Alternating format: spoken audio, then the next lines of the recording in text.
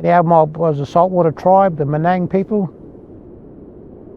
So they had good connection to the water and they understand the seasons.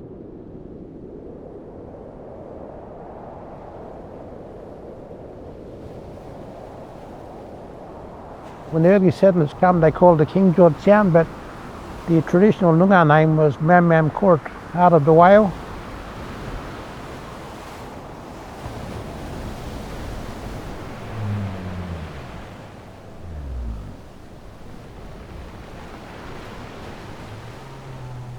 And so you'd get the whales coming in every year to breed. And so our mob was always ready to greet them.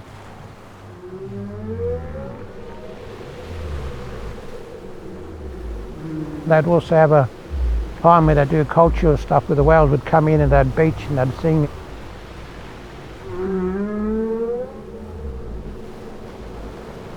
This place is a very special place to us, and the family connections go right back to Uredale and Colbung. And all the stories have been passed down from generation to generation.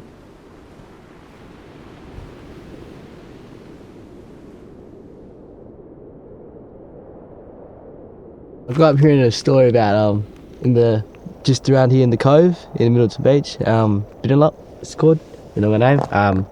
They used to tap the tapping sticks together and call the dolphins in to call the fish in, and make them come around the corner, around over here in the middle of the beach area, if you can see. And yeah, that's one of the stories I found really interesting when I was growing up. Like, it's always been with me, got told that, so I'd always kept that in my heart, somewhere special actually.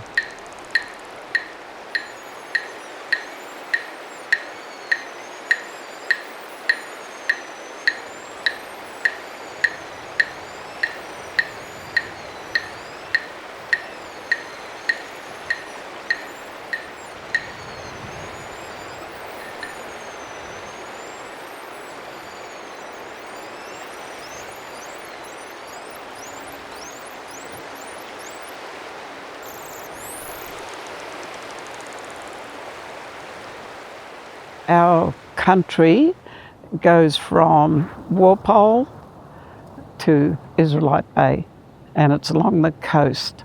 And our country is determined by the flora. So my totem flora is the Eucalyptus pluricarpa, which we call the tullirak tree. And when we can no longer see that, we know we're out of country, traditionally. That's how we kept to our country. And my animal totem is the western spinebill, which is the little yurta bird. And we believe that that's the spirit of our grandmother.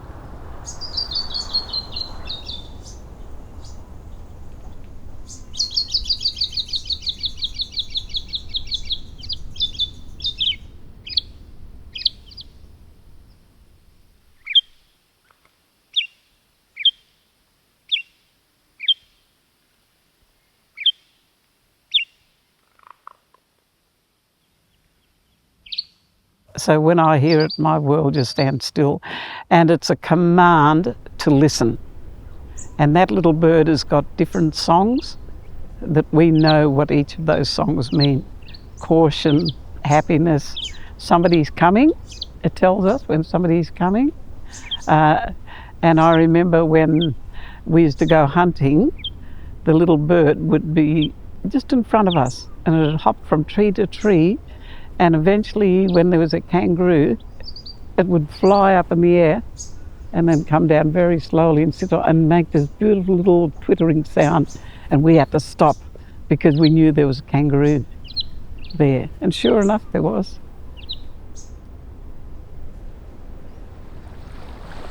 Buja, that we're the blue people. The further south you get, the blue is for cold, cool. But it's also for the ocean, the water. So she smells of fresh, clean. She still gives. She's giving less, but she's still giving.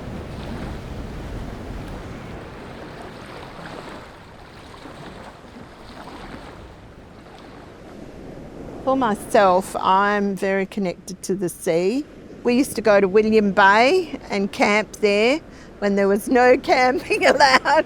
And we'd climb down the cliffs on a rope, and then Dad would spearfish around there, and we'd just be foofing around on the shore, and Mum would be fishing and not even watching us. And then, then when we stopped going to there, we went to Bremer. But Dad has fished every beach around Albany.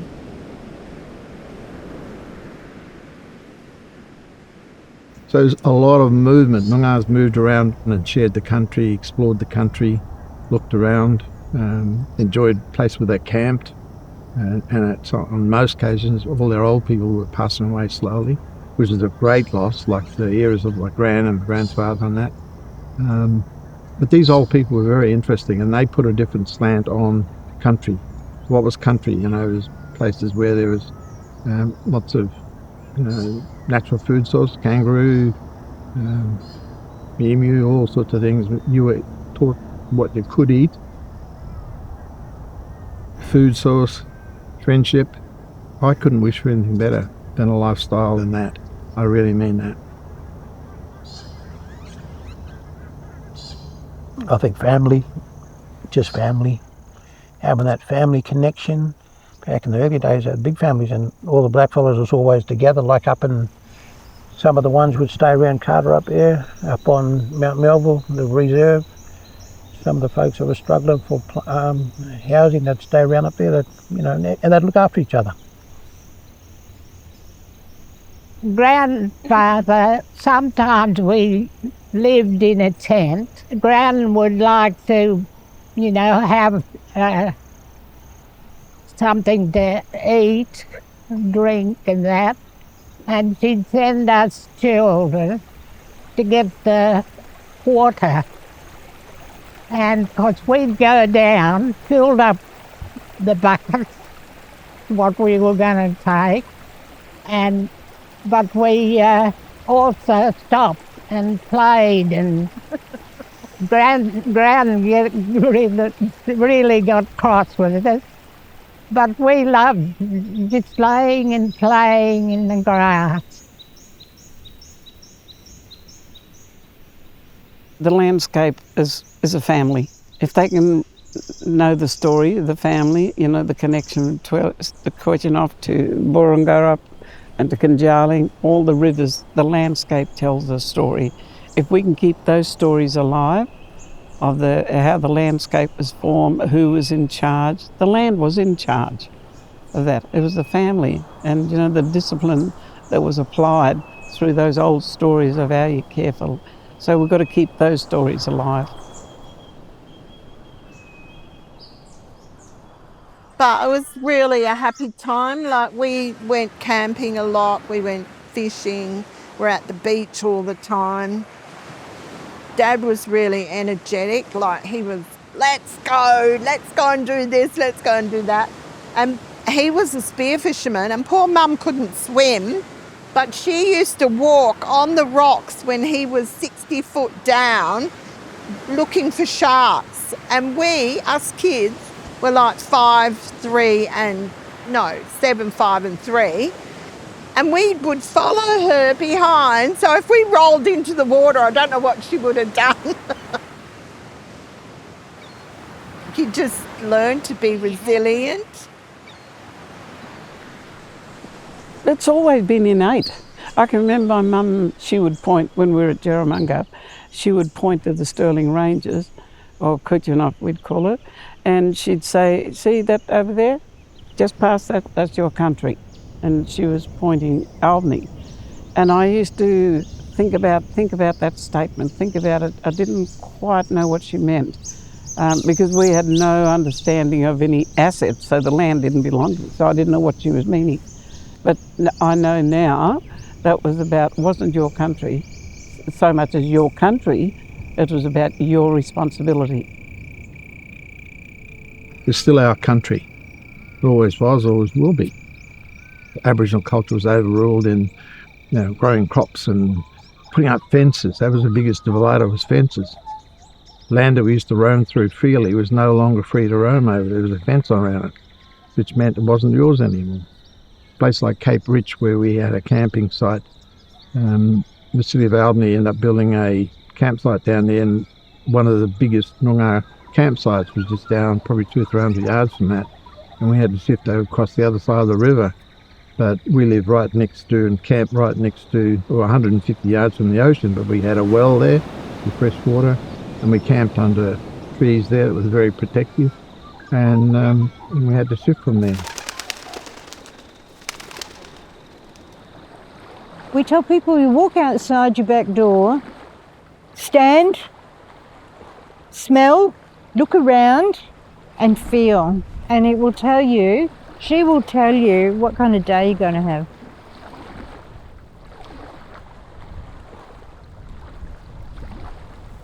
We learned to respond to the weather and the land. Our behaviour was the last line of behaviours in all of those activities and changing moods of nature. Growing up in the bush, you learnt that the bush was in command and all the animals were there. So we learnt that the changes to the weather was the clouds, the sky. You could see what was happening. We learnt different clouds. We didn't know the names of them, but we knew what the weather was going to be by looking at you see the long horse tails, and that's the high wind. You see the black clouds, of course, and that's going to be rain. And then you'd see the flora changing. Certain flowers started to come out, and then the response of the animals.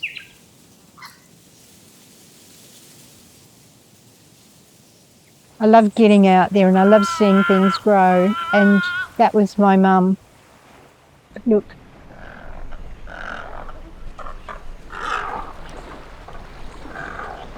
Just checking us out.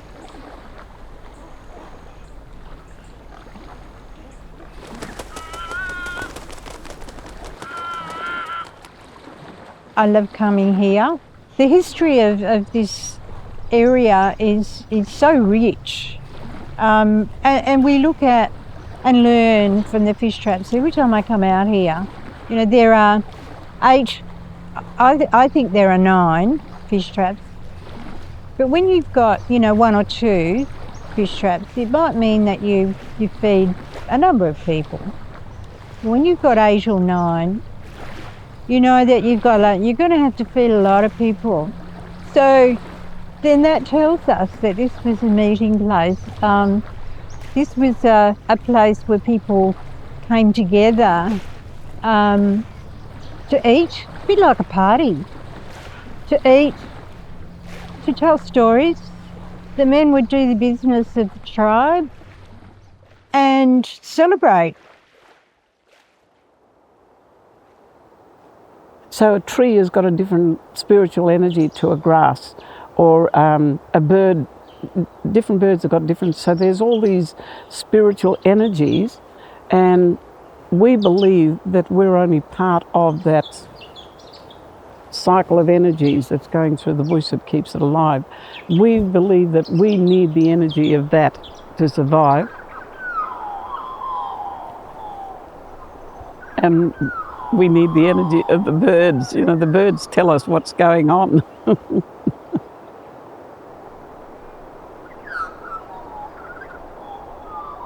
There are animals, birds, insects and so forth. So visually, mentally, physically, you can come up here, you could walk through. There's walk trails. There's a big walk trail being established to get healthy on country. You can walk it, you can talk it, you can see it. You can actually get down and dirty with it. You really can. And that's what being on country has. I don't know why they don't build hospitals in places like here or down on the foreshore instead of the big, 5-storey buildings. Hospitals and aged care centres should be down there, and schools should be down there, where they can get the benefit of fresh air all the time and walk through the sandhills or go for a swim, or even a nice, get stuck into the quiet and tranquility of here, just where we are now. No one else is doing it, just the birds and us. So These maggies will probably follow you back. Look at them. Everyone's part of the action. Even these skinny-legged birds there.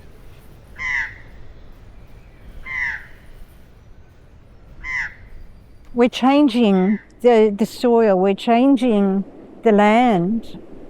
We used to always go to a sheer grove and go through every tree and find a little hollow, sometimes, you know, just that little hollow between branches, and we would find kingfishers nesting in there. I've seen 2 kingfishers now in 7 years. No more. There used to be thousands of them.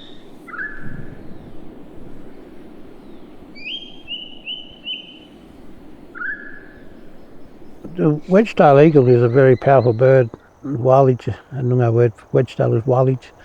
And it's interesting because when back in the early 1830s, Colbung used to go up on Candin, up on Mount Clarence Lookout, and used to look across, and they used to have wildage cruising around on top as well over the land, and you know when they're coming through because you start hearing them whistling coming through.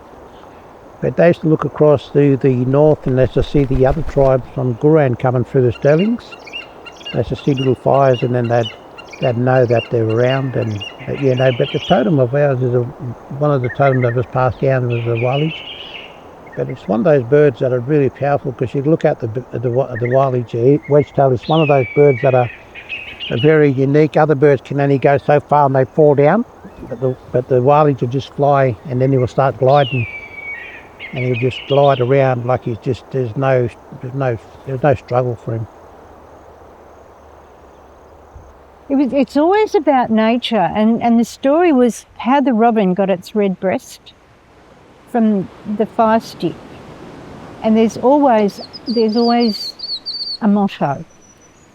And good always will overcome evil, and the stories always had that ending. So if you do this, then you know it all will be well. And she would tell the stories based around you know, the car or the fire, and you know, acts of bravery from this tiny little bird that, but also that, you know, the dingo, how the dingo.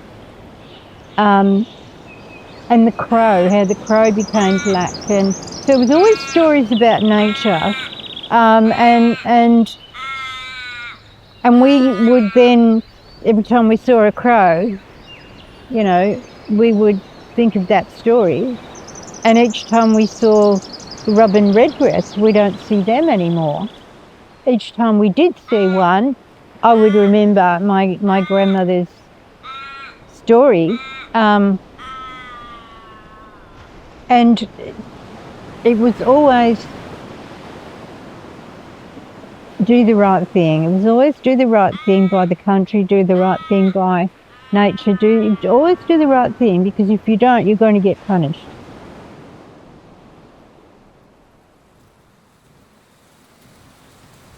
I think the land is aching for that old style of looking after it.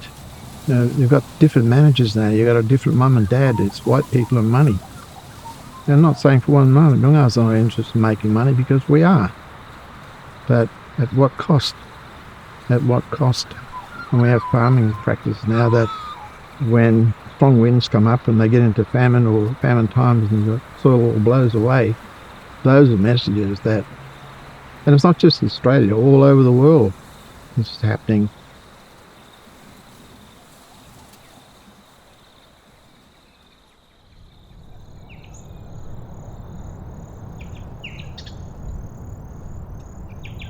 Obligation to everything, our own culture, to the land, to the animals. Look at that butterfly there. Beautiful.